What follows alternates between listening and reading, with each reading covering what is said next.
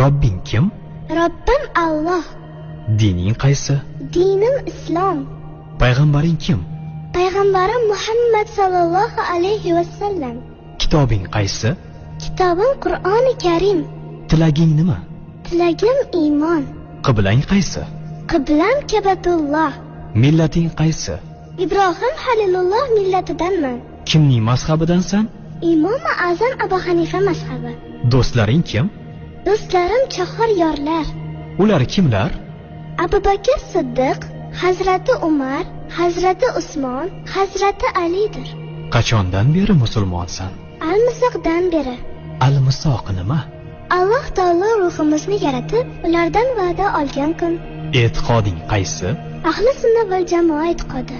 Kimni yaxshi ko'rasan? Alloh taoloni. Undan keyinchi? Payg'ambarimiz Muhammad alayhissalomni. Undan keyinchi?